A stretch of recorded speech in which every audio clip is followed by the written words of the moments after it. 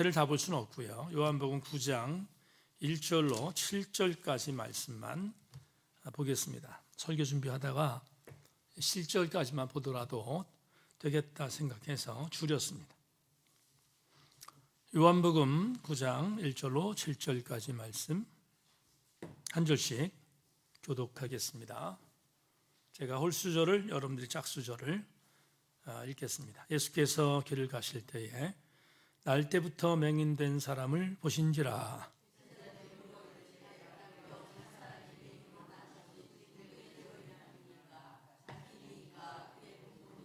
예수께서 대답하시되 이 사람이나 그 부모의 죄로 인한 것이 아니라 그에게서 하나님이 하시는 일을 나타내고자 하심이라.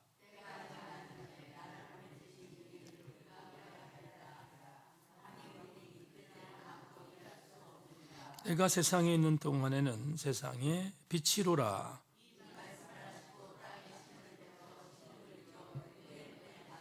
같이 합니다. 이르시되 실로암 못에 가서 씻으라 하시니, 실로암은 번역하면 보냄을 받았다는 뜻이라.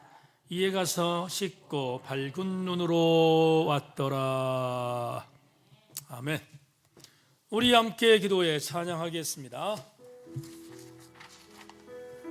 기름 부음을 사모하며 찬양 하나님께 올립시다. 우리 함께 기도해. 우리 함께 기도해.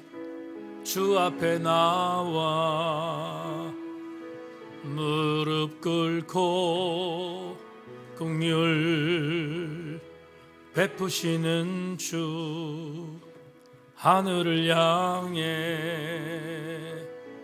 두 손 들고 하늘 문이 열리고 은혜의 비출기 이 땅 가득 내리도록 마침내 주 오셔서 의의 비출기 우리 위에 가사 음미하면서 다시 한번 우리 함께 기도해. 주 앞에 나와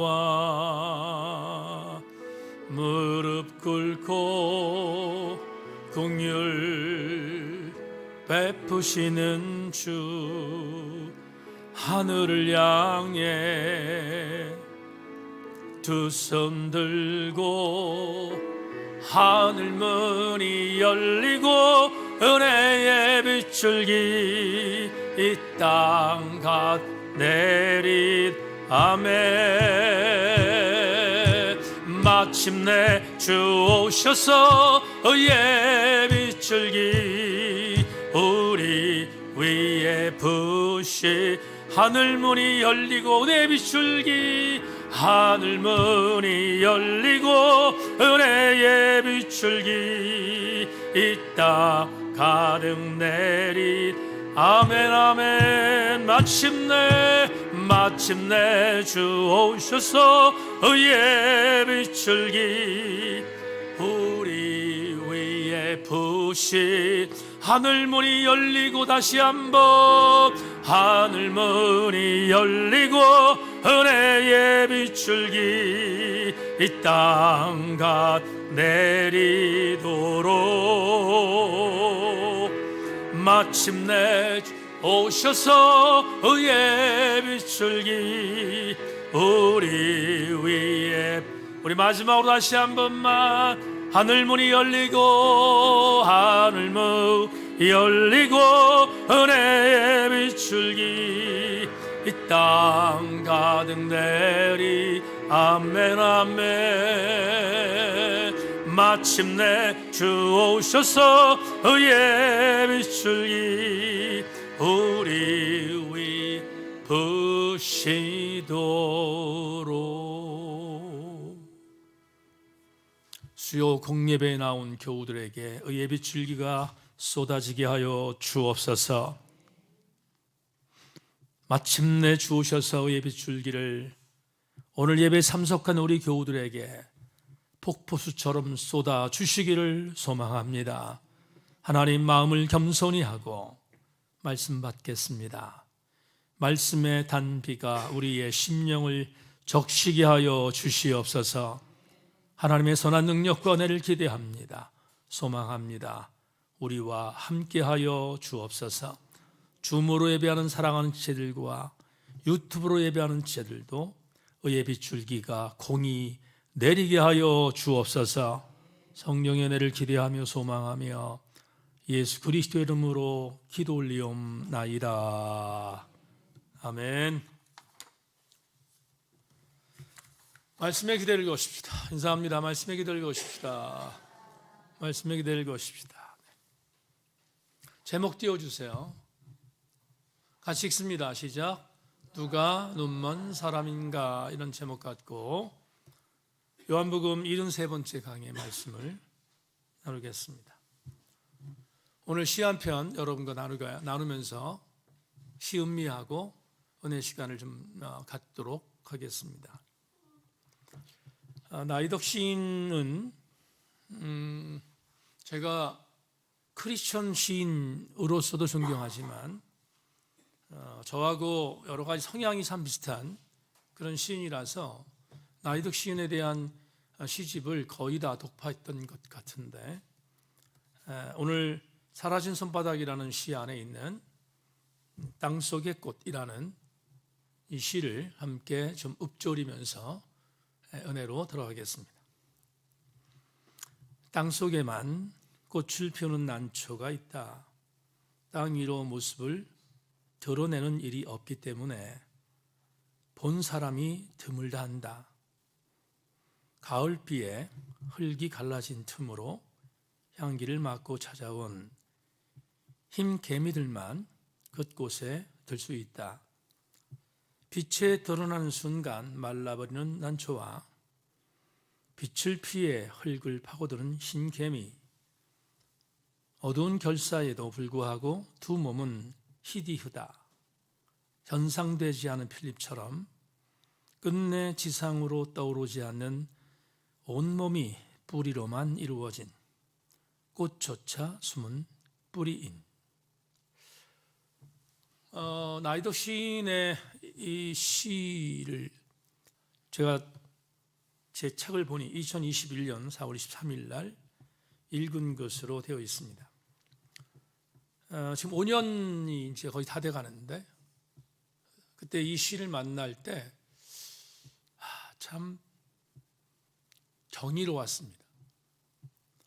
시인들이 읊조리는 어떤 언어들과 시인들이 갖고 있는 감성들은 일반 평범한 사람들은 도저히 따라갈 수 없겠구나 하는 생각을 하게 만들었던 시가 바로 이 사라진 손바닥에 담겨있는 땅속의 꽃이라는 시입니다.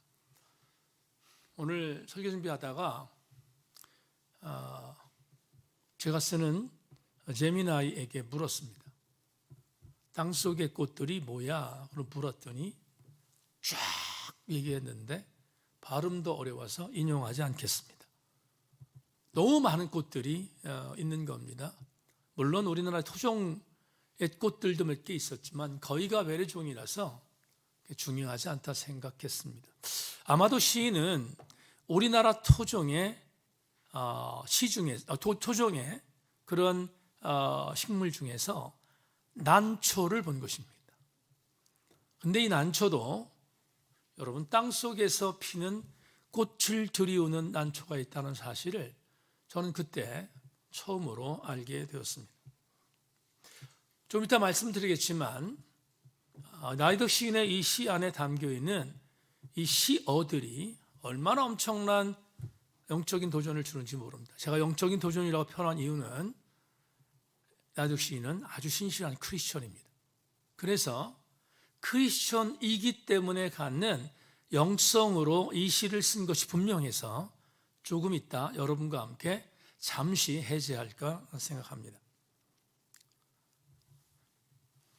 바울이 고린도 교회 두 번째 보낸 편지에서 우리가 너무 잘 아는 그러한 고백을 하죠. 고린도 교회 성도들에게 아주 유명한 고백을 합니다. 고린도서 4장 18절에 이렇게 기록되어 있습니다. 우리가 주목하는 것은 보이는 것이 아니요 보이지 않는 것이니 보이는 것은 잠깐이요 보이지 않는 것은 영원함이라. 여러분, 이 고린도서 18절의 말씀을 영어 성경으로 직역해 보겠습니다. 그러므로 우리는 지금 눈에 보이는 것, 곧 우리 주변의 온갖 고난에 집중하지 말고 아직 보지 못한 하늘의 기쁨을 바라보아야 합니다. 고난은 곧 지나겠지만 앞으로 올 기쁨은 영원히 계속될 것입니다. 다 같이 아멘. 네. 여러분, 바울이 이 고백을 고린도 교회 편지 안에 담고 있다는 이 사실 한 가지 때문에 저는 굉장히 행복합니다. 왜냐하면 이게 그리스도인들에게 무기이기 때문에 그렇습니다. 보이지 않는 것, 그러나 가장 아름다운 것, 그것을 향해서 우리가 달려가고 있지 않겠습니까? 자, 시인 나이덕 씨의 시로 돌아가겠습니다. 시인이 뭘 말합니까? 난초가 있는데 이 난초가 땅 위로 올라와서 꽃을 피지 않고 땅 밑에서 꽃을 핀답니다. 여러분, 있다니까 있는 줄로 믿으시기 바랍니다. 그런 난초가 있다는 거예요.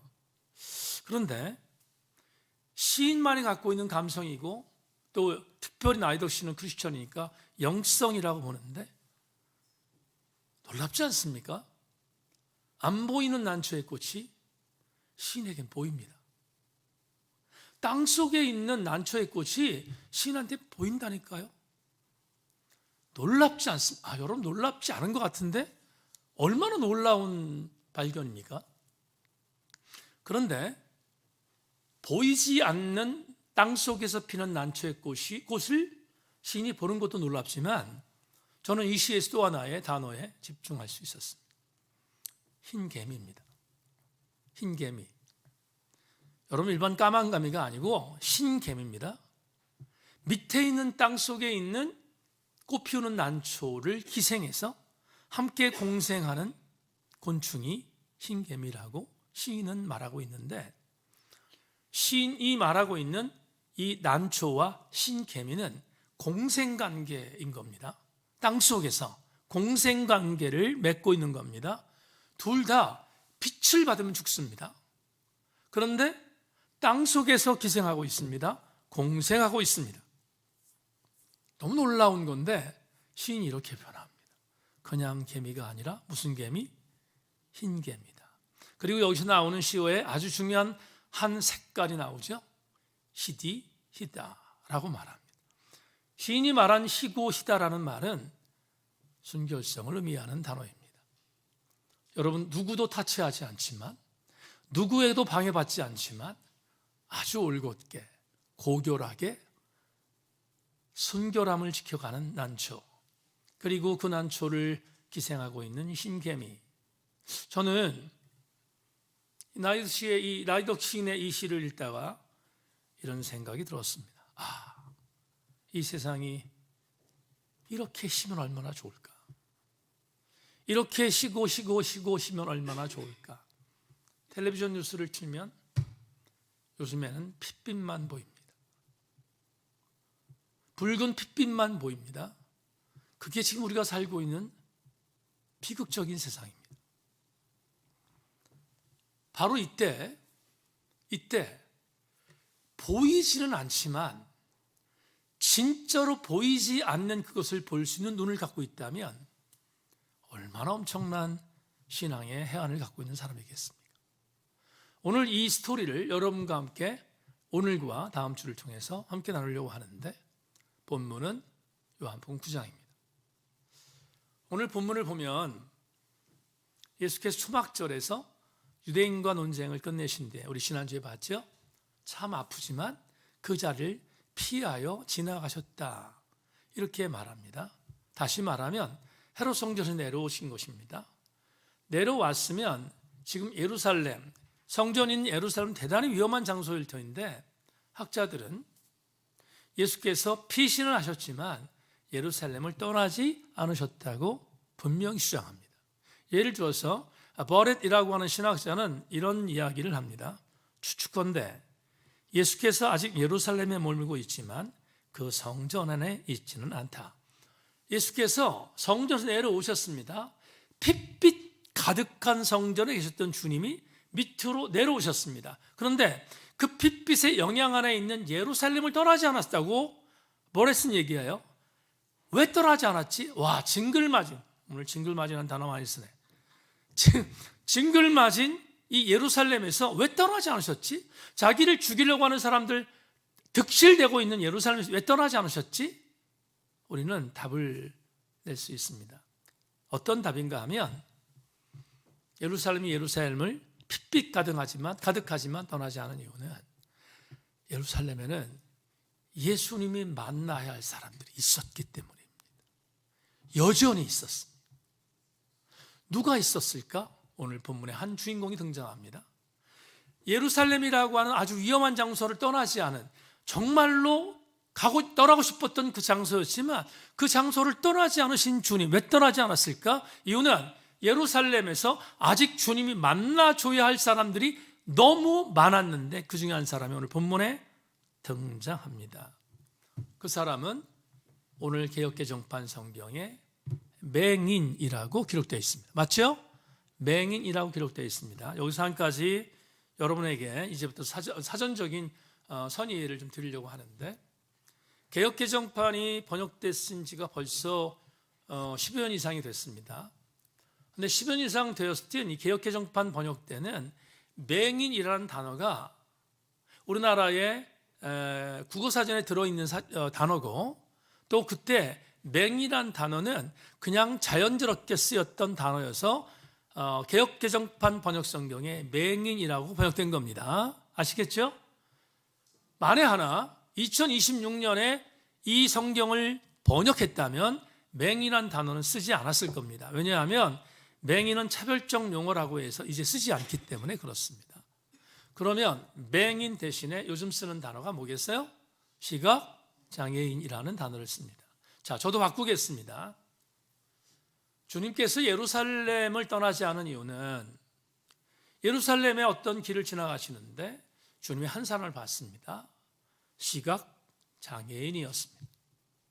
시각장애인은 성경의 오늘 1절에 보면 나면서부터 시각장애를 갖고 있다고 이야기를 한 것 보면 이 사람의 인생은 정말로 아팠을 것입니다. 많은 사람들에게 고통과 핍박과 그리고 비아냥을 당했을 것입니다. 빌어먹지 않으면 안 되는, 어떤 신학자는 이 사람이 여리고성에 있는 바디메오일 수도 있다라고 말하는 사람도 있어요. 근데 뭐 그거를 제가 동의하지는 않습니다만, 여하튼 간에 거지의 인생을 살 수밖에 없었던 그런 아주 정말 아픈 삶을 살았던 사람이 바로 시각장애인입니다. 지금 헤롯 성전에 치열한 논쟁을 벌이고 내려오신 주님, 그곳을 피해서 지나오셨는데 예루살렘을 떠나지 않고 예루살렘을 지나가시다가 한 사람을 봤습니다. 시각장애우였습니다. 자, 그런데 여러분 1절 볼까요? 오늘 본문 1절 다시 한번 좀 보겠습니다.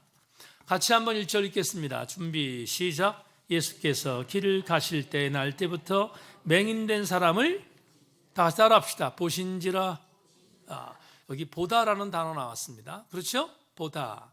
그러니까 예수께서 예루살렘 길을 지나가시다가 시각장애우 한 명을 본 것입니다. 본 겁니다. 헬라어 단어 에이도라는 단어의 번역인데, 이 에이도라는 단어는 어떤 단어냐면, 여러분 텔레비전 시청할 때 요새 텔레비전 아주 재미있는 프로그램 뭐가 있어요?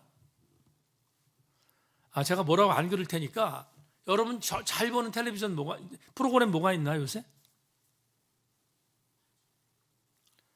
담임 목사의 인격을 높인 못 믿는군요.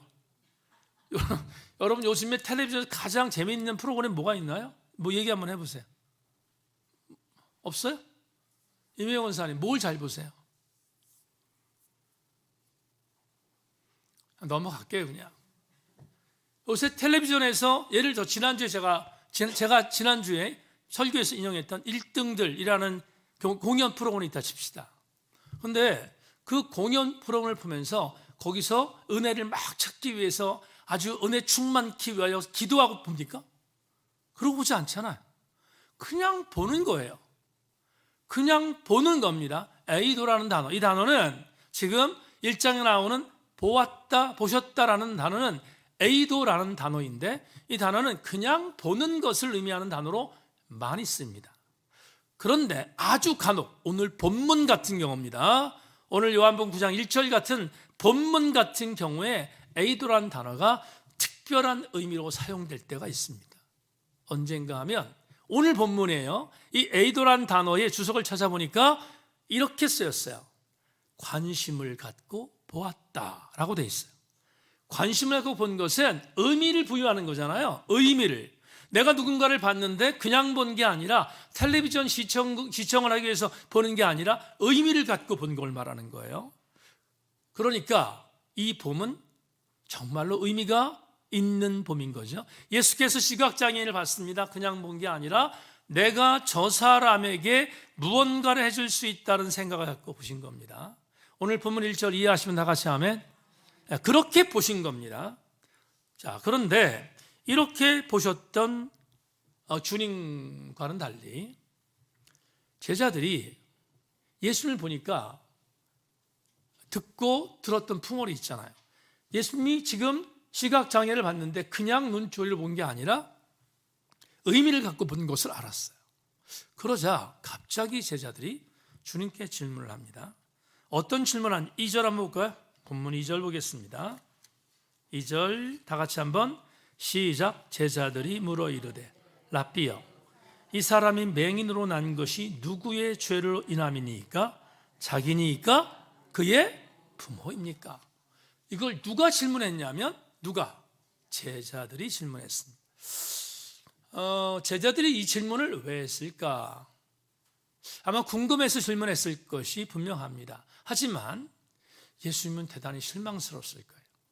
왜 실망스러웠는가 하면 지금 이 요한복음 9장은 시기적으로 예수님의 공생의 3년 중에서 전기, 중기, 후기로 나눌 때 3년이라고 하는 세월을 볼 때 전기, 중기, 후기를 볼 때 중기쯤입니다. 그러면 1년 넘어서 2년으로 가던 어간일 거예요. 이해하셨습니까? 그렇다면 우리는 이런 생각을 추론할 수 있습니다. 여기 나오는 제자들, 12명의 제자들은 예수님과 1년 6개월 동안 동고동락했고 예수님께서 무엇을 가르쳐 주었는지 이미 알았고 예수께서 다른 여러 지역에서 하나님의 아들의 권위를 갖고 여러 가지 기적을 베풀었던 것도 보았습니다. 그렇죠? 1년 6개월이라고 하는 시기를 전제한다면 충분히 그것을 우리는 이해할 수 있습니다. 그런데 제가 이런 생각을 했습니다. 제자들이 왜 이런 질문을 했지? 좀 실망스럽다라는 생각을 했습니다. 우리 어제 양육 시작했거든요. 이제 양육반들 이제 모여서 함께 이런저런 얘기 나누고 오리엔테이션도 하고 했습니다. 어제 오리엔테이션 하면서 양육반 왜 들어왔어요?를 물었어요. 그랬더니 지체들 중에서 이런 얘기를 하는 분이 있었어요. 목사님, 제가 그동안 제가 순화해서 말씀을 드릴게요. 제가 그동안 성경 공부다운 성경 공부를 별로 해본 적이 없는데 이번에 성경 공부를 좀 해서 그동안에 피상적으로 알았던 것들을 좀 소상히 알고 하나님의 사랑이 무엇인가 이런 것들을 좀 알고 싶습니다 하는 고백을 한 지체가 있어요. 또 어떤 지체 이런 얘기를 합니다. 저는 감정적인 신앙생활에 대한 부분에 대해서 별로 좋아하지 않는 사람인데 감정적인 신앙생활을 했던 여러 가지의 그동안의 사항들을 배워왔는데 저는 그것보다는 오히려 성경 중심적인 신앙으로 가는 것이 좋겠습니다 하는 생각이 들어서 이번에 성경을 좀 똑바로 알고 싶어서 들어왔습니다. 이렇게 이야기는 지도 있습니다. 그러니까 양육에 대한 부분을 함께 나누면서 그런 기대감들이 있구나 하는 생각을 하게 됐습니다. 제가 무슨 말씀 드리려고 하냐면 1년 동안의 양육 기간을 이제 할 것입니다. 1년의 양육 기간을 하는데 양육을 하면서 양육에 대한 단계가 높아지다 보면 그러면 그만한 수준의 내용들을 고백할 수 있는 단계까지 자라야 되는 것이 마땅하잖아요. 그렇잖아요. 1년 6개월이라는 세월 아니면 2년이라는 세월 동안 예수님과 동고동락했습니다. 이강돈 목사가 동고동락한 게 아니라 예수님과 동고동락했어요. 그럼 예수께서 너희들이 평범한 사람이었고 고기 잡는 사람이었고 세리였고 등등 여러 가지의 세속적인 직업을 갖고 있었던 너희들인데 예수께서 그들을 하나님의 사람으로 만들었고 가르쳤고 양육했고 그런 지 2년이 지났어. 그러면 2년이 지났다면 2년에 걸맞는 신앙적인 성숙을 갖고 예수님과 동행하는 것이 마땅하지 않겠습니까? 그런데 오늘 이런 질문을 합니다. 예수님, 이 시각장애인이 못 보게 된 게 부모 탓입니까? 이 사람의 죄의 이유입니까? 를 묻습니다. 주님이 너무 안심했어요. 너무 안심했어요. 안타까웠어요. 그리고 이렇게 생각하신 것 같아요. 이놈들아, 이것밖에 안 되는가? 너희들의 수준이 아직도 이거밖에 안 되는가? 라고 주님이 질타하는 모습이 어렴풋 보이는 것이 오늘 본문 3절부터 5절입니다. 여러분 3절부터 5절 말씀을 자막 보십시다. 예수께서 대답하시되 이 사람이나 그 부모의 죄로 인한 것이 아니라 그에서 하나님이 하시는 일을 나타내고자 하심이라. 때가 아직 낮음에 나를 보내신 이의 일을 우리가 하여 하리라. 밤이 오리니 그때는 아무도 일할 수 없느니라. 내가 세상인 동안에 세상의 빛이로라. 유진 피터슨의 메시지 번역으로 3절부터 5절까지 다시 읽겠습니다. 예수께서 말씀하셨다. 탓할 사람을 찾으려고 하니 너희의 질문이 잘못되었다. 이 일에 그런 식의 인과관계는 없다. 차라리 너희는 하나님께서 어떤 일을 하시는지를 주목해 보아라. 우리는 나를 이 세상에 보내신 분을 위해 해가 비치는 동안 활기차게 일해야 한다. 밤이 되면 일할 시간이 끝난다. 내가 이 세상에 있는 동안은 빛이 풍성하다. 나는 세상의 빛이다. 무슨 말입니까? 예수께서 이렇게 말한 겁니다. 제자들에게 이렇게 말한 겁니다. 우문을 던지는 제자들에게 이렇게 말한 겁니다. 이놈들아, 이 사람이 나면서부터 보지 못했던 것은 부모의 죄도 아니요, 이 사람의 죄도 아니라 이 사람이 보지 못하는 한 가지 그 이유를 허락하신 것은 이 사람을 통하여 하나님의 영광을 드러내기 위함이다 라고 말씀하신 겁니다. 그러면서 이렇게 말합니다. 내가 여기에 있다. 주님 말이에요. 내가 여기에 있다.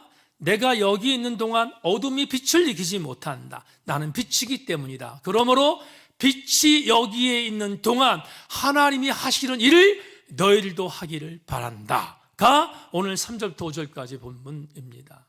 그러니까 우리는 대단히 중요한 교훈을 얻게 되는데요. 적어도 이 시각장애인의 이 장애는 누군가의 죄 때문이 아니라 하나님의 일을 드러내기 위한 하나님의 도구였다라고 주님 말씀하셨다면 우리는 대단히 중요한 교훈을 얻을 수 있습니다. 여러분, 하나님의 일하심을 보는 자가, 하나님의 일하심을 느끼는 자가, 그가 영적으로 눈이 떠져 있는 자입니다. 하나님의 일하심을 알지 못하는 자는, 하나님이 이 땅에 오셔서 하나님이 행하고자 하는 일들을 알지 못하는 자는 눈을 떴다 할지라도 진짜로 그 사람이 영적인 시각장애인임을 이 본문이 우리한테 알려주고 있습니다. 주님은 논쟁하고 싶지 않았습니다. 제자들이 그렇게 질문한 내용에 대해서 이미 헤롯 성전에서 지긋지긋한 논쟁을 하셨던 주님은 더 이상 제자들과 이것 갖고 논쟁하고 싶지 않았습니다. 한마디 했습니다. 이 사람의 죄도 아니요, 부모의 죄도 아니다. 이 사람이 이렇게 된 것은 하나님의 영광과 하나님의 일하심을 드러내기 위한 하나님 방법이다라고 말씀하신 뒤에 주께서 중요한 퍼포먼스를 하나 하십니다. 논쟁 끝! 이렇게 말한 겁니다. 더 이상 너희들하고 논쟁하기 싫다. 이게 내 말이다. 라고 말씀하신 뒤에 시각장애인을 부르셨습니다. 시각장애인이 앞에 있습니다. 주께서 아주 중요한 퍼포먼스를 하나 했습니다. 여러분 조금 역겨워도 들으십시오. 갑자기 주께서 땅을 향해서 침을 뱉었습니다. 침을 뱉고, 그 당시에는 팔레스타인 땅이니까 콘크리트 없습니다. 전부 다 흙입니다. 그런데 침을 뱉고 난 뒤에 마침 그 침을 뱉은 그 땅이 진흙이었음을 성경이 우리한테 암시하는데, 진흙을 한참 동안 침을 뱉은 그 지역에 떨어진 진흙에 주께서 한참 진흙을 진디기셨습니다. 그리고 뭔가를 막 만드셨습니다. 조각하셨습니다. 그런데 그 진흙을 들었습니다. 들고 앞에 시각장애인의 눈에 바르셨다고 성경은 말하죠. 눈에 발랐다 이렇게 말합니다. 그런데 한마디 말씀하십니다. 형제여, 저 밑에 있는 실로암에 내려가서 실로암 목가의 물에 눈을 씻고 와라. 다음 주에 여러분에게 실로암이라는 의미를 함께 나누겠습니다. 오늘은 여러분 주제가 아니니까 실로암이란 못에 가서 네 눈을 씻고 와라 이렇게 명령하셨습니다. 놀라운 보고가 있습니다. 지금 앞을 보지 못하는 이 시각장애우가 더 이중의 고통을 얻게 됐습니다. 가뜩이나 안 보이는데 눈에 뭐가 묻었어요? 진흙까지 묻어 있습니다. 여러분 이 장소에서 다음 주에 얘기할게요. 실로암까지는 적지 않은 거리였습니다. 그런데 그 적지 않은 거리, 수많은 사람들이 주목의 대상이 되고 있는데 저 사람 지금 앞을 보지 못하는 시각장애인데 얼굴에 진흙까지 묻었습니다. 그러니 얼마나 많은 사람들이 지금 조석거리가 됐겠습니까? 그런데 굴하지 않고 실로암에 갔습니다. 가서 눈을 씻었습니다. 오늘 본문 7절 마지막 절에서 우리에게 굉장히 중요한 보고를 하고 있는데 이렇게 말합니다. 그가 실로암 못에 내려가서 눈을 씻고 왔는데 마지막 뭐라고 되어 있습니까? 밝은 눈으로 왔더라. 여러분 성경에 기록되어 있는 누군가의 얘기라도 아멘 하십시다. 눈을 씻었더니 밝은 눈으로 왔다라고 성경이 말합니다. 그러면 궁극적으로 해피엔딩입니까? 맞습니까? 해피엔딩이죠?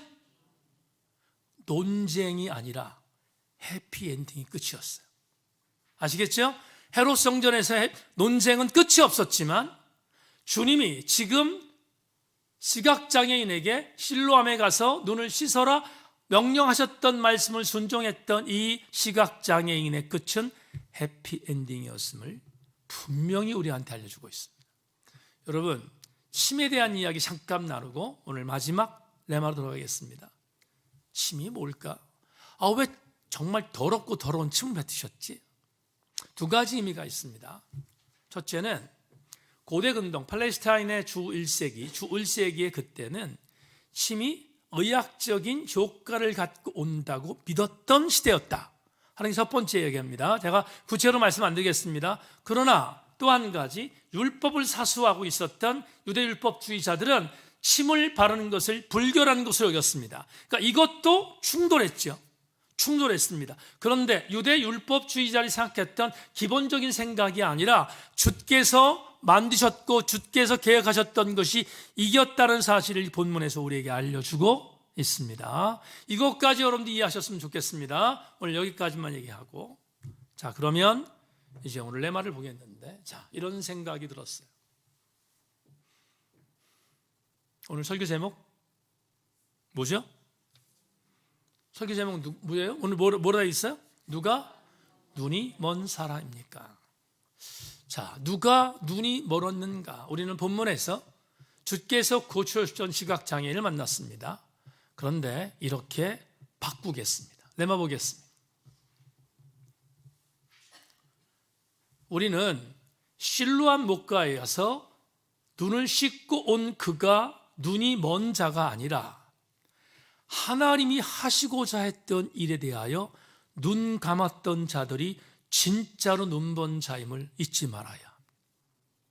하나님이 행하고자 했던 일에 대하여 눈 감았던 자들, 그들이 바로 진짜로 눈먼 자임을 오늘 우리는 레마를 통하여 다시 한번 각인해야 합니다. 자, 그러면 이렇게 접근하겠습니다. 하나님이 하시고자 했던 일, 하나님이 하시고자 했던 일이 뭘까? 성경 사복음서를 전체를 한번 얘기해 봅시다. 하나님이 아들 예수 그리스도를 우리에게 보내셔서 하나님이 하시고자 했던 일이 뭘까? 오늘 본문 적용합시다. 이 사람 나면서부터 보지 못했던 아픔을 갖고 태어났습니다. 근데 바로 이때를 위하여, 오늘 이 장면을 위하여 이 사람이 시각장애인으로 살았다면 이 사람은 하나님이 하시는 일을 보여주기 위하여 하나님 계획하신 주인공이지 않겠습니까? 그렇지 않겠습니까? 그렇다면 하나님이 하시고자 했던 공통분모는 뭘까? 그건 말할 것도 없습니다. 하나님이 아들 예수 그리스도를 이 땅에 보내서 하셨던 일은 사람을 살리는 일이었습니다. 사람을 뭐하는 일? 살리는 일이었습니다. 특별히 우리는 이렇게 말할 수 있습니다. 하나님이 아들 예수 그리스도를 보내서 우리에게 하셨던 일은 죽어가는 우리들을 살리신 일도 있었지만 약한 자, 억눌린 자, 가난한 자, 눈먼 자, 소경, 그리고 여러 가지의 질병의 고통에서 허덕이고 있는 사람들을 살리는 것도 주님이 하신 일이었지만 궁극적으로 그들을 살리셨던 가장 강력한 이유는 그들의 영혼을 살리기 위하심이었음을 우리는 이 본문에서 다시 한번 교훈하게 됩니다. 여러분, 그렇다면 우리의 초점은 당연히 사람을 뭐하는 일?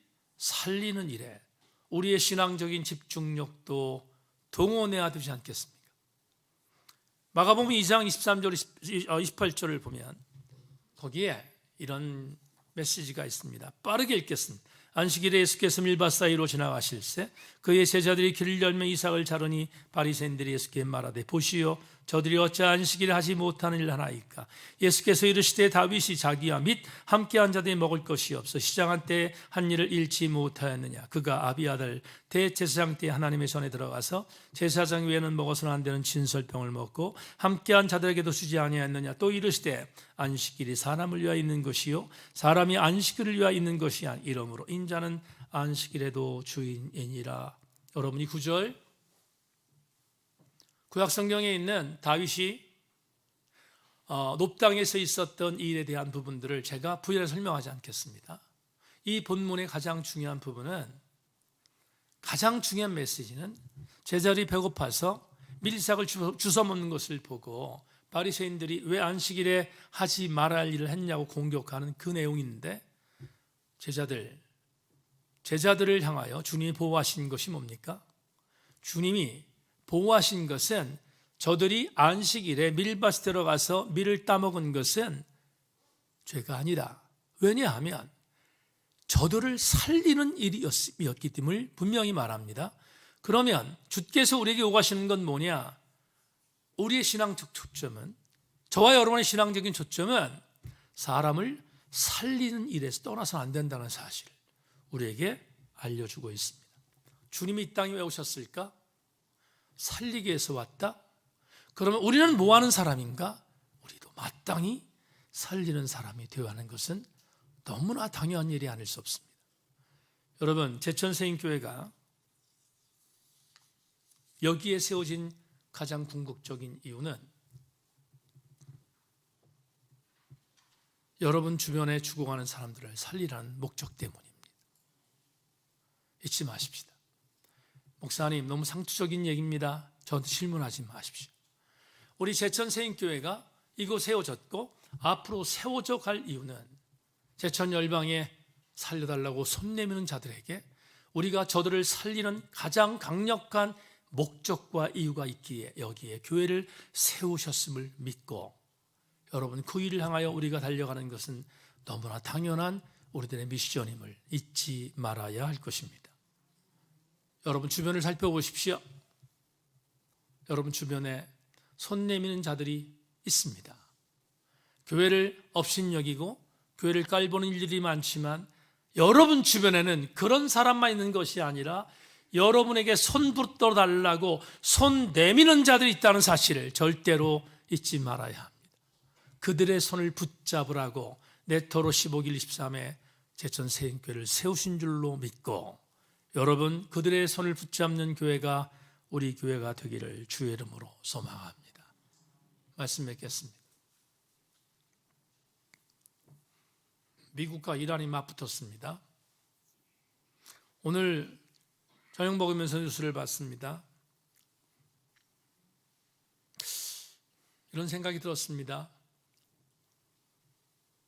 미국과 이란이 싸운 것은 단순하게 미국과 이란이 싸우는 것이 아니구나 생각했습니다.